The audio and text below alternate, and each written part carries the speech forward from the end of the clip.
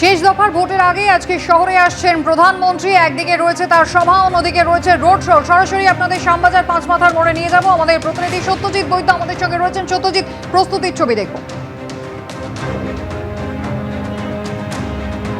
একেবারে কুসুমিতা, তোমাকে শ্যামবাজারের ছবিটা দেখাবো। যে এখানে প্রথমেই তোমাকে দেখাবো যে মূল মঞ্চ, সেই মঞ্চের ছবি দেখাবো যেখানে প্রধানমন্ত্রী আসবেন এবং মঞ্চে ওঠার যে সিঁড়ি, সেই সিঁড়ি দিয়ে উঠে যাবেন মঞ্চে এবং তারপর নেতাজি সুভাষচন্দ্র বসুর যে মূর্তি, সেখানে মাল্যদান করবেন।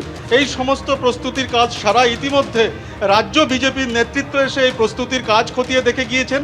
এবং তোমাকে বলে রাখি যে প্রধানমন্ত্রী এখানে আসার আগে যে দুটি সভা থেকে আসবেন, তিনি ওখান থেকে আসার পর শ্যামবাজারের অনতি দূরে একদমই কাছে বাগবাজারে সারদা দেবীর যে বাড়ি, সেই বাড়িতে যাবেন এবং সেখানে মাল্যদান করার পর এখানে আসবেন, যেমনটা কর্মসূচি ঠিক রয়েছে।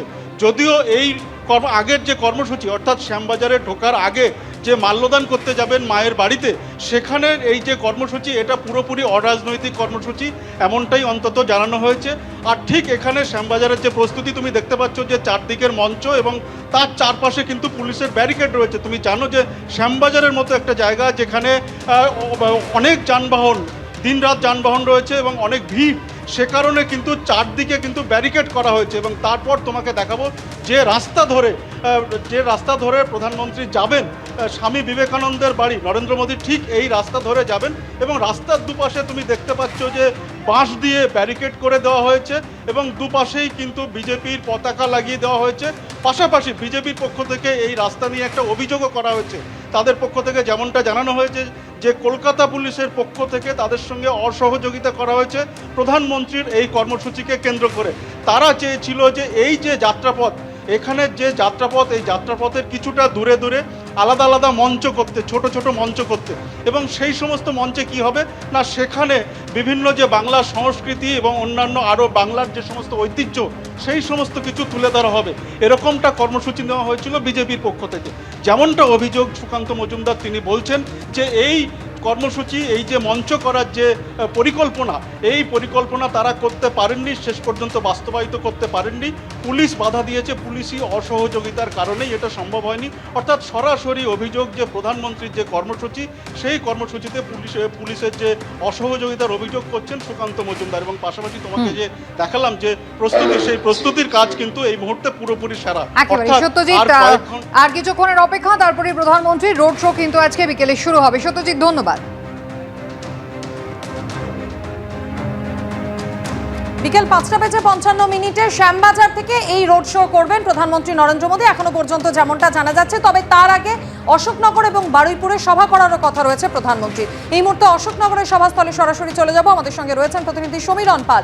সমীরণ, অশোকনগরের এই সভা কখন শুরু হবে? এই মুহূর্তে প্রস্তুতির ছবিটা দেখাও আমাদের। 2:30 নাগাদ প্রধানমন্ত্রী নরেন্দ্র মোদী সপ্তম যে দফায় যে নির্বাচন বারাসাত লোকসভা কেন্দ্রে, সেখানে নির্বাচনী প্রচারে বিজেপি প্রার্থী স্বপন মজুমদারের জন্য তিনি আসবেন। আমরা এই মুহূর্তে রয়েছে ঠিক হরিপুর মাঠের সামনে। ক্যামেরাম্যান অজয় দাসকে দেখাতে বলবো, এই মাঠেই সভা করবেন প্রধানমন্ত্রী নরেন্দ্র মোদী এবং নির্বাচনী প্রচারে তিনি আসবেন। যেটা জানা যাচ্ছে, তার কর্মসূচি যেটা হচ্ছে অশোকনগর স্টেডিয়ামে তিনি তার হেলিকপ্টার নামবেন এবং হেলিকপ্টার থেকে নেমে তিনি সড়ক পথে আসবেন এই অশোকনগর হরিপুর মাঠে। আর এই সড়ক পথে যেহেতু তিনি আসবেন, সেখানে রাস্তার দুধারে পুলিশের পক্ষ থেকে ব্যারিকেড করা হয়েছে। ইতিমধ্যে সমর্থকরা রাস্তার দুধারে জড়ো হয়েছেন অগণিত এবং তারা প্রধানমন্ত্রী নরেন্দ্র মোদীকে একবার দেখার জন্য তারা উদ্গ্রীব হয়ে রয়েছেন। এই প্রখর রৌদ্রের মধ্যে তারা অপেক্ষায় রয়েছেন। ঠিক 2টো নাগাদ তিনি তার হেলিকপ্টার বারাসাত অশোকনগর স্টেডিয়ামে ল্যান্ড করবে এবং তারপরে তিনি সড়ক পথে এসে পৌঁছবেন হরিপুর মাঠে। ক্যামেরাম্যান অজয় দাসকে একবার দেখাতে বলবো যে ইতিমধ্যেই মাঠ কানায় কানায় ভরে পৌঁছেছেন প্রধানমন্ত্রী নরেন্দ্র। অশোকনগরে প্রথম সভা করবেন প্রধানমন্ত্রী। বেলা 2:30 নাগাদ তার এই সভা করার কথা। আর ইতিমধ্যেই একেবারে শেষ মুহূর্তের প্রস্তুতি চলছে।